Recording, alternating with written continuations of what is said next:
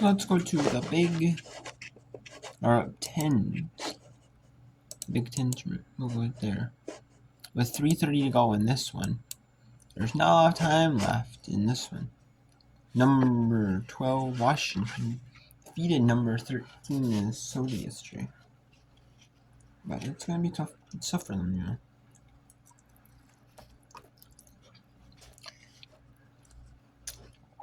You know, it is going to be tough for them, though, win. Especially against like, the top, how farther you got. But, I mean, the Big Ten is very competitive and very tough, top to bottom. You know, you could have 12 teams make the Big Ten, make the NCAA of the Big Tens. Maybe even 13. And then, you know, Minnesota is flirting where they lost to Washington twice in a row. So maybe that puts Minnesota at first route in the WBIT. Actually, you might have teams like Minnesota. You may have a few other teams like. I don't know, you need like an automatic qualifier for the WNIT. So you might see Wisconsin or Rutgers make it. That tournament. And the Big Ten is probably just gonna have like Minnesota's either gonna be in the last team in or like first team out in those situation maybe. Depends on like. But I mean Virginia Tech lost, so that does help Minnesota out a little bit. But then Arizona's on there. It might depend on what Arizona does. But I mean you got Harvard and Princeton, so on the bubble. So that might be who wins between them and if they play in like the Ivy League tournament. You know?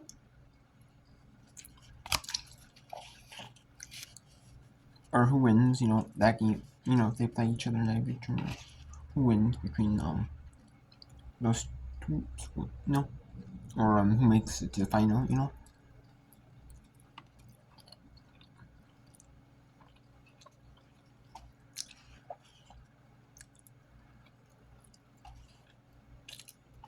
Could be something like that, you know.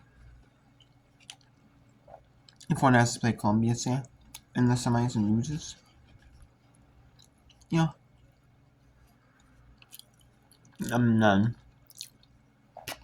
say the person who plays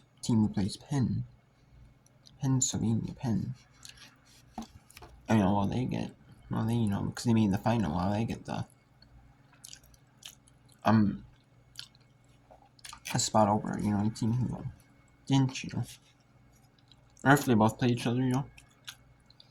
It might be who wins that game in the final, if, you know, Harvard and Princeton play in the semis or finals.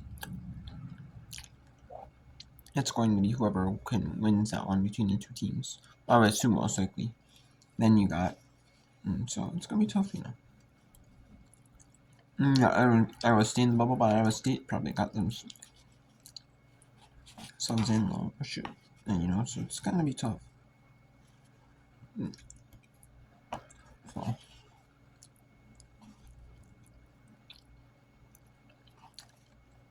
And then you got St. Joseph's, George Mason.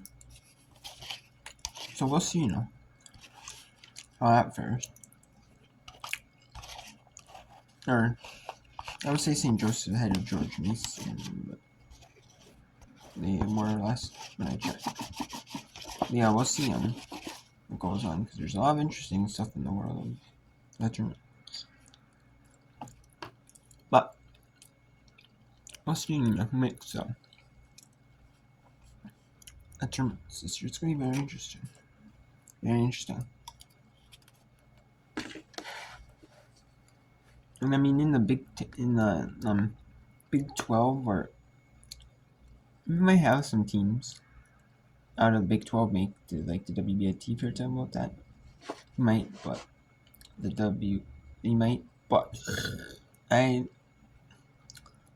mean, maybe some out of the ACC, but SEC, I don't really see too many of the SEC or any really out of the SEC or any out of the Big Ten, maybe besides Minnesota. A lot of the that's gonna be mid majors. A lot of mid majors going to be making the tournament for the WBIT tournament, and you have one team from every conference. This again, LMAC bid, but we're really not going to have you might have really not going to have really any automatic qualify or really any at larges. I mean, there's 16 at larges or 17 at larges, but still, you may have a few from the not from the ACC, maybe Big 12, but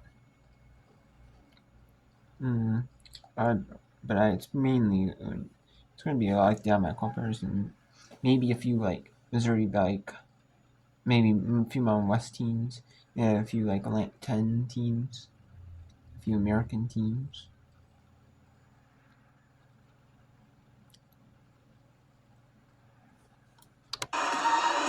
Your team's really gone to the line much today. Olsen hits the first. It's the 9th attempt for Michigan and only 9 for Washington also. Olivia Olsen just passed the 20-point mark for the 8th time in her freshman season. Timeout Washington. 8 times she scored 20 points. Many coming in what is arguably the greatest year in the history of the Big Ten, and arguably the greatest year for any conference in terms of creating NCAA tournament teams. Here's what Autumn Johnson has. Look at all these teams she has in the NCAA tournament right now. Yep.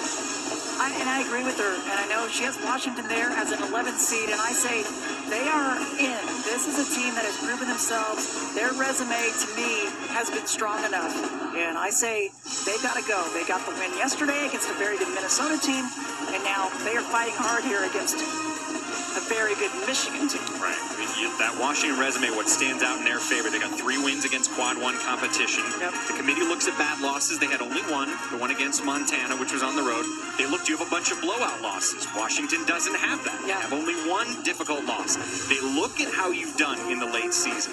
Huskies are on a 5-game win streak right now, so there's a lot in favor of what Washington has done. Yep, I'm in complete agreement on that.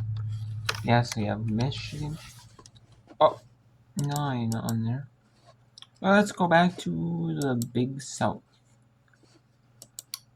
Now, I mean, looks like Michigan has that one wraps up.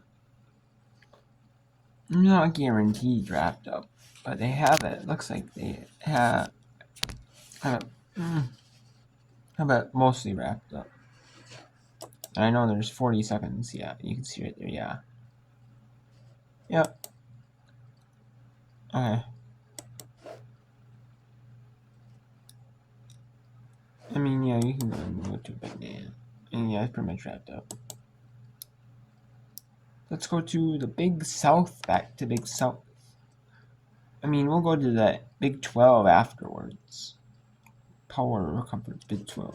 And then we'll start bringing in some mid-major conferences. As the mid-major, mid-major book.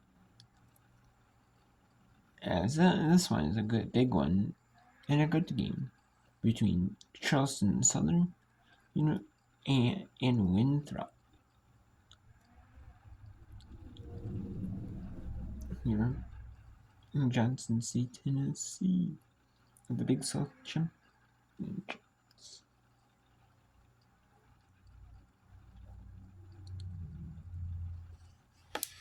Since it was 5-4 after they took a point away from Charleston Southern.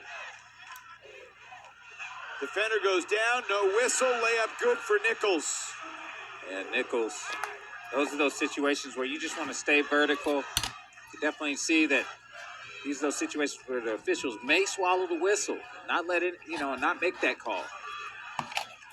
Porter fouled. 40.6 on the clock. And Porter has 2 free throws. Yeah, Gambro. Getting to those pivots. That's a tough shot to make over outstretched arms of of a defender there. And then you see Nichols getting it right back on the other end. Granville trying to take that charge, but not enough contact for the officials to make that call.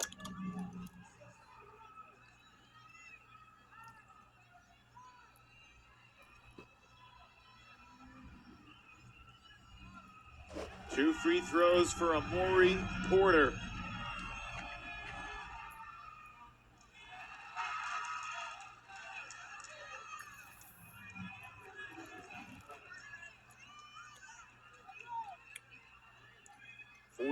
.6 to go. If she misses it, Winthrop does not need to foul. They could just play defense. We're tied at 45. This is winning time for both of these teams. It's going to be who can execute on defense and get the stops that they're looking for and make sure that you make it as tough a shot to make as possible. Adamson, long two, no good. Rebound Eagles. Porter and Winthrop could win the game. The shot clock is off. Tamika Randall-Lay wants a timeout. 14.2 left. Eagles have been down most of the day, but they will have a chance to advance in the final seconds of regulation.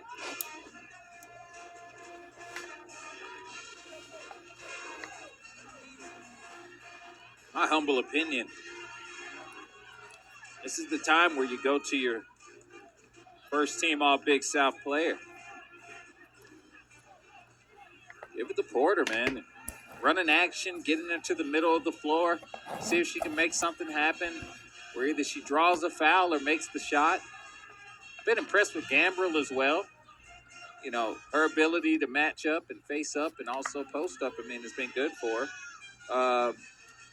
John, with 4:56 to go in the third quarter, Porter had 0 points. She scored 5 at the end of the third. She's got 10 more here in the fourth. The lead Winthrop now 15 in the game. That literally sounds like a hot hand, doesn't it? All right. Eagles are in the bonus, so any foul would be 2 shots. Let's see what Tamika Randall-Lay and the Eagles draw up. So anything you do, being in a bonus, it needs to be in transit towards the basket. Do not settle for anything easy. Porter to inbound. Here's Olivia Wagner. 45 all in the Big South quarterfinals. Winner gets High Point on Saturday. Porter into traffic. It's a jump ball tie-up. Basket's in, but wave it off. Eagles will keep possession with 4.6 left. And now they're going to change it to a travel. Holy cow. Just like that, it's Buccaneers ball. Yeah, you thought that it was going to be a jump ball action here. Yeah. Back foot touchdown. Danielle Jackson coming in to discuss it with Josh Butel, who had the jump ball. Instead, it'll be Buccaneers ball. They'll take the timeout. They'll inbound in the forecourt. Here's the other angle. Yeah. And from his viewpoint, I understand why he called the jump ball first. For sure. From our viewpoint, you can see that additional step or drag because of all the contact and action that was going on in there on the play on the ball. Doesn't count. Impressive bucket. Yes. Yeah, I was like, Through all hey. that contact. And Michigan now wins that one. Well, they're doing the review, and we're gonna see if they go to overtime here in Tennessee here at the Big South Championships. Women are going to be playing today, and then they're gonna have off until Saturday, and they're gonna play the evening session Saturday. That's because the men's championship is going to be on ESPN2 earlier in the day. ESPN two has the Big South and the ASUN championship earlier in the day. Coincides with both of them on Sunday, and then the women are going to be playing later after the Elite 10 tournament is done. It coincides with the Elite 10 tournament being on later in the day. That was Winthrop's final foul to give. It was a bear hug on Bailey. 3.1 inbound from the baseline. Each team has a timeout. Winthrop is going to use one of them. We might have like 4 timeouts in these last 5 seconds. It could happen. It could happen. Catherine Alvin, 17 points already. She has been the star for CSU. Can she make one more bucket to send them to the semis? I think she has the capability to. I also think that everybody on Winthrop's squad knows that the ball is most likely going to touch her hands.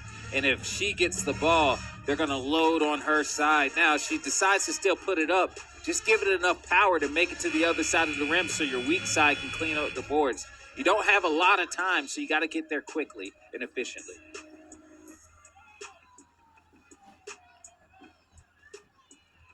They're going to add 3 more tenths. Yep. Oh. 3.1 to 3.4. Well, you look at that.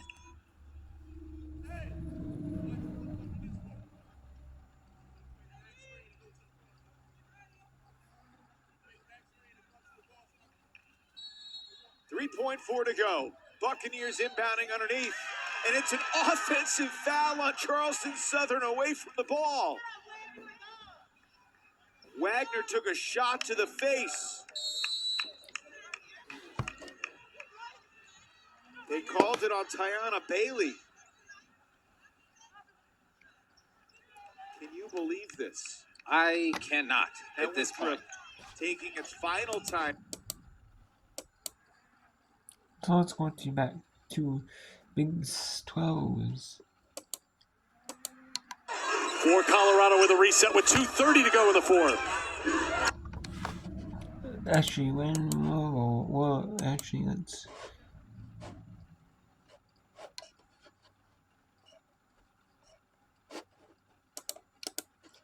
Okay, now they move.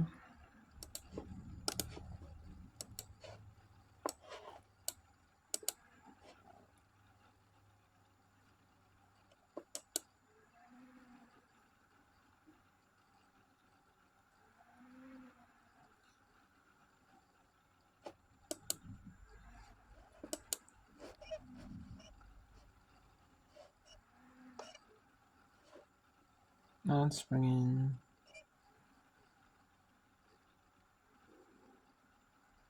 We'll bring in the OVC core. Then we'll bring in the SoCal core.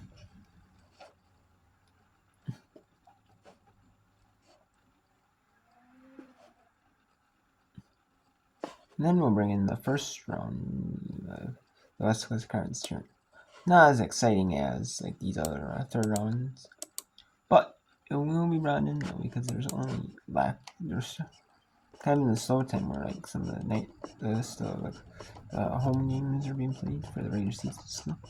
And then you got the campus site conference tournaments. And we got a break for the sessions for the conference tournament. But Winthrop, you see right there. I'm going to show you the call of the final play. Here's how Winthrop wins on a 3-point shot. For OT. Pierfax to inbound. Porter kicks it. Wagner for the win. Oh, my goodness! Her first points of the game. What a bigger point! To the semifinals. What a bigger point. She hit. That's what this month is all about. And the Winthrop Eagles advance to the semifinals of the Big South tournament on Saturday. It's a Saturday evening. They advance to the evening session the Big South tournament, and they will take on #1 seed in this tournament. They will take on High Point. So what a win! What a win! Next, we'll go to the Big 12s. In the next video, we'll bring in the Big 12s. We'll bring in the Big 12s go to Big 12s, and we'll also bring in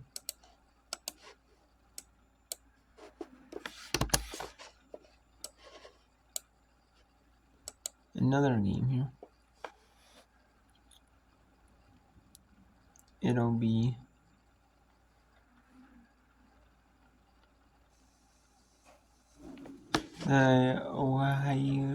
it'll be the SoCon first round, SoCon quarters. That'll actually be the SoCon quarters, and then after this, the Big 12 quarter, the Big 12 second round. Excuse me. We'll bring in the West Coast Conference first round.